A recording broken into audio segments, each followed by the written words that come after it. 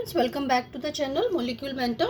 So in this video now we'll proceed to the next topic of the chapter as we started with the transition metals. ठीक है, सो D and F block हम कर रहे थे, उसकी हमने बहुत सारी प्रॉपर्टीज़ कर ली हैं. So next topic is that is oxides and oxoanions of transition metals. ठीक है, सो मैंने आपके लिए ये सारे के सारे पॉइंट्स जो हैं मैंने सॉर्ट आउट किए हैं और इनको पॉइंट्स में लिखा है, तो that will be very much easy for you.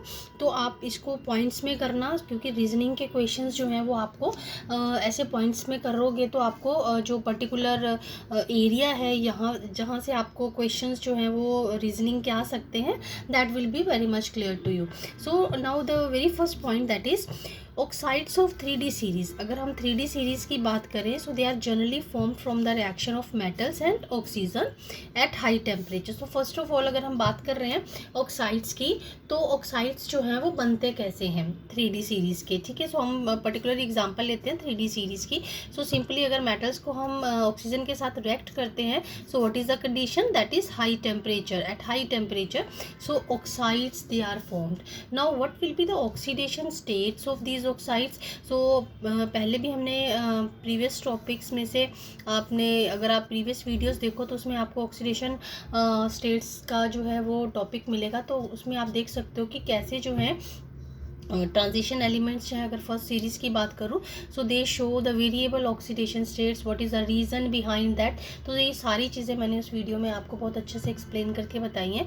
सो यहाँ पर मैं डायरेक्टली ले रही हूँ the oxides which are formed in the oxidation state, that is +1 from +1 to +7. So ये जो ऑक्सीडेशन स्टेट्स हैं इसमें जो है मेटल ऑक्साइड्स एग्जिस्ट करते हैं. सो आगे देखो कैसे जो है, चलिए इनके फार्मूलाज भी एक बार देख लेते हैं और उनकी ऑक्सीडेशन स्टेट्स निकाल के देख लेते हैं. So the elements of first transition series they form A number of oxides having general formula. So general formula अगर हम ऑक्साइड्स का देखें, so it can be MO. ठीक है, सो यहाँ पर अगर आप देखो तो इसमें ऑक्सीडेशन स्टेट इसकी क्या होगी, मेटल की 2+. ठीक है, same way M2O3 you can keep on calculating the oxidation state of each metals generally. ठीक है, आप जनरली इसको कैलकुलेट करके देख सकते हो. तो दैट इज़ M2O3 के ऑक्साइड्स मिलेंगे आपको, फॉर्मूला की इस फॉर्मूला के ऑक्साइड्स मिलेंगे. ठीक है, so then M3O4, MO2, M2O5 and MO3. So these are the various general formulas in which the oxides of transition elements they exist. ठीक, नाउ कुछ एक्सेप्शन देखते हैं इसमें. सो द मेटल्स इसमें that is repeated, the metals except scandium form the oxide with the formula MO. सो अगर ये सारे जो हैं हमने किए हैं जनरल फार्मूलाज हैं जो ऑक्साइड्स के. ठीक है, जनरल फार्मूलाज ऑक्साइड्स के. लेकिन अगर हम इस फार्मूला की बात करेंगे जिसमें मेटल्स जो हैं वो MO की फॉर्म में एग्जिस्ट करते हैं, इस ऑक्साइड की फॉर्म में एग्जिस्ट करते हैं, मीन टू से जिसमें ऑक्सीडेशन नंबर जो है वो मेटल का 2 है simply. So metals except scandium, scandium do not form the oxide with this formula. ठीक है, सो नाउ अगर कोई भी मेटल जो है इस ऑक्साइड में जो है अपना इस ऑक्सीडेशन स्टेट में अपना ऑक्साइड बना रही है, so that will B ionic in nature. Further मैं आपको बताती हूँ कि कैसे हमने डिस्टिंग्विश करना है ऑक्साइड्स को, वेदर दे आर आयनिक और covalent in nature. So from here you can have the reasoning question, और आपको क्वेश्चन ऐसे भी आ सकता है कि आपको अरेंज करना है, number of oxides are given and you have to arrange that oxides according to their increasing और डिक्रीजिंग आयनिक और कोवलेंट करेक्टर. सो किसी भी टाइप में क्वेश्चन आ सकता है. सो बेसिक फंडा जो है मैं वो उसका आपको यहाँ पर मैं समझाती हूँ आपको. So question can be in any form. So basic thing जो है that will remain this only. ठीक है, सो नाउ अब आपको मैंने ये बता दिया कि ऑक्साइड्स जो है number of type of oxides they are formed. Fine, now suppose हमने एग्जांपल ली है दैट इज़ ऑफ मैंगनीज. ठीक है, सो अब हमने यहाँ पर मैंगनीज के डिफरेंट ऑक्साइड्स लिए हैं. ठीक है, सी these are the various oxides in which the manganese that react with the oxygen. MnO है, Mn3O4 है, Mn2O3 है, MnO2 है, MnO2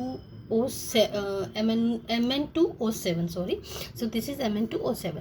सो ये आपको बहुत सारे जो हैं वो ऑक्साइड्स दे रखे हैं, ठीक है. अब जो है ये तो मैंने एग्जांपल ले रखी है. चलिए एग्जांपल से मैं पहले आपको समझा रही हूँ, फिर हम आगे चलेंगे. सबसे पहला टास्क जो है ना वो आपका वो ये होना चाहिए कि आपको कैलकुलेट करना है oxidation number. So whenever such type of questions are there, you have to first of all calculate the oxidation number of the metal in each oxide. Fine. Then you have to arrange these oxides according to their increasing or decreasing oxidation number. That is purely yours wish. Fine. So here I have arranged according to their increasing oxidation number. Fine. अब मैं आपको एक basic फंडा बता दूं. As the oxidation number of metal increases, ये आप note करके रखिए अपने पास. As the oxidation number of metal increases, the ionic character that decreases. ठीक है. सो अगर आपको ये फंडा पता है ना, ठीक है, तो आप कोई भी क्वेश्चन जो है इस बेस पे कोई भी क्वेश्चन जो है वो सोल्व कर सकते हो. ठीक है. So as the oxidation number of the metal increases, ionic character decreases. अब देखिए हम इसमें से इसमें एग्जांपल लेते हैं जो अभी सारी हमने जो अरेंज किए हैं मैंगनीज के ऑक्साइड्स और उनके ऑक्सीडेशन नंबर्स कैलकुलेट किए. तभी मैं आपको कह रही थी कि ऐसे क्वेश्चन में सबसे पहला टास्क जो है वो आपका ये होना चाहिए कि आपको ऑक्सीडेशन नंबर जो है वो कैलकुलेट करना है. फाइन. अब आप देखो. So here I have arranged the oxides of manganese according to their increasing oxidation number. तो हमने क्या पढ़ा है. So ionic character decreases with increase in the oxidation number. तो ऐसे ही मैंने उनको अरेंज कर दिया. सो आयनिक करेक्टर जो है वो डिक्रीजिंग की फॉर्म में. और मान लीजिए आपको क्वेश्चन कोवलेंट की फॉर्म में आता है तो आप उसी हिसाब से अरेंज करिए. अगर कोवलेंट करेक्टर डिक्रीज हो रहा है तो ऑब्वियसली कौन सा करेक्टर इंक्रीज होगा, सॉरी आयनिक करेक्टर अगर डिक्रीज हो रहा है तो ऑब्वियसली जो है हमारे पास कोवलेंट करेक्टर जो है वो क्या होगा, इंक्रीज होगा. सो जैसे भी क्वेश्चन का फॉर्मेट है आप उसी हिसाब से उसका आंसर और उसी हिसाब से आपको आप उसको अरेंज कर सकते हो इंक्रीजिंग और डिक्रीजिंग फॉर्मेट में और कोवलेंट और आयनिक करेक्टर की फॉर्म में. बस आपको ये चीज़ पता होनी चाहिए. ठीक है. So more is the oxidation number of the metal in the oxide, more will be the covalent character. किसी भी उसमें याद करिए. so that is very very important. fine. so ये आपका एक पॉइंट हो गया जिसमें आपको क्वेश्चन जो है वो पूछे जा सकते हैं और मोस्टली आपको अरेंज करने के फॉर्मेट में ज़्यादा क्वेश्चंस आते हैं. Fine. I hope you understand this thing.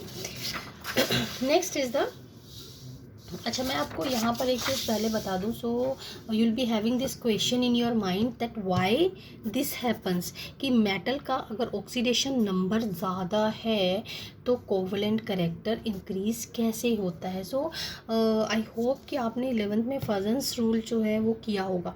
सो अगर हम कोई भी एक बेसिक मेटल लेते हैं, वैसे मैं जनरली ले रही हूँ, जनरली एम कर लिया, तो उसका उसके ऊपर कौन सा चार्ज है, मान लीजिए पॉजिटिव चार्ज है. ठीक है. और कैटाइन है फॉर एग्जांपल ये, और ये हमारे पास एनाइन है. ठीक है. और ये एनाइन जो है वो उसका न्यूक्लियस हो गया अंदर. ठीक है. ये मैं न्यूक्लियस लिख रही हूँ और इसके ऊपर जो है वो नेगेटिव चार्ज है obviously. So this is also the basic thing. ठीक, कि cations they are always smaller than the anions.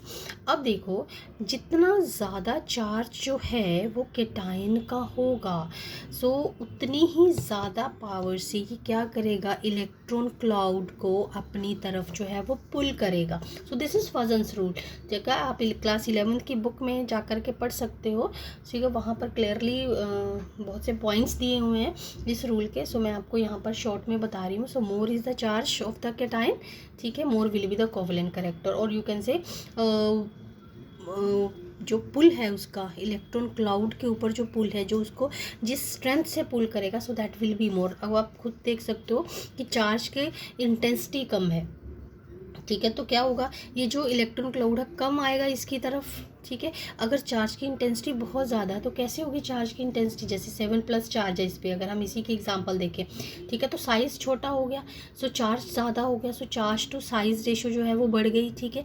सो जो है more electron cloud that will be attracted more and more towards the cation. So जितना ज़्यादा electron cloud जो है वो attract होगा उतना ही क्या क्या शो कर रहा है ये कि ये कोवलेंट की तरफ जो है इसका करेक्टर बढ़ रहा है, जितना इसके क्लोज आएगा वो कोवेलेंट करेक्टर की तरफ आएगा। Fine, so that's why I hope कि आपको ये समझ में आ गया होगा। So there is no need to cram anything in chemistry, आप समझ सकते हो उसको, the concept should be clear to you so that you can answer any question. So more is the charge. Now I hope कि आपको ये cram नहीं करना पड़ेगा कि क्यों चार्ज ज़्यादा होने की वजह से या चार्ज ज़्यादा होता है तो उसका कोवेलेंट करेक्टर कैसे इंक्रीज होता है। It is because of this reason. ठीक है, तो चलिए आगे चलते हैं। Next is the oxides in the lower oxidation states. पहले तो भी हमने बात करी थी कोवेलेंट और आयनिक करेक्टर की, अभी बात करते हैं उनके बेसिक और एसिडिक करेक्टर की, and one more that is amphoteric character. ठीक है, so that is also based upon the oxidation states. जैसे अभी हमने पहले कैलकुलेट किए हैं, अब वैसे ही हमें ऑक्सीडेशन स्टेट्स कैलकुलेट करनी है, and then we have to analyse that which is basic and which is acidic in nature. ठीक है, सो द ऑक्साइड्स, ये आप नोट करिए, the oxides in the lower oxidation states of the metal they are basic in nature.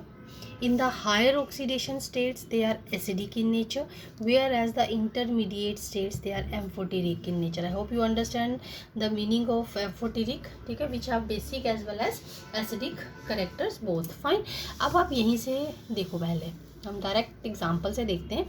C, so the various oxides of manganese again have written, but now अब हमने कैसे categorise करना है इनको, acidic character के ऊपर. For example आप basic पे भी कर सकते हो, तो फंडा शुड बी क्लियर, अदरवाइज आप फंडा क्लियर होना चाहिए. ठीक है, ये दो चीज़ें तो आप बिल्कुल याद रखना, पहले कोवेलेंट करेक्टर वाला जो अभी हमने समझा है, और ये एसिडिक करेक्टर वाला.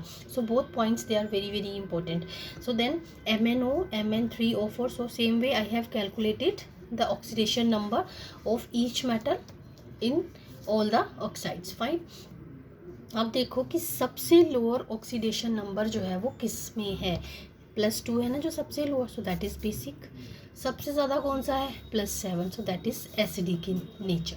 सो इंटरमीडिएट्स जो होते हैं they have amphoteric character. Fine, so same वे, अब जैसे आई होप कि आप समझते ही होंगे कि बेसिक और एसिडिक ऑक्साइड्स का क्या मतलब है. When these oxides they are made to dissolve in water, what is the meaning of the basic oxide, so they form bases. And what are acidic oxides, when they are made to dissolve in water they form acids. Fine, अब देखो यहाँ पर मैंने acidic character increases कर दिया है, तो जैसे क्वेश्चन का फॉर्मेट है आप वैसे कर सकते हो. ठीक है, देन और उसी हिसाब से अरेंज कर सकते हो इसको.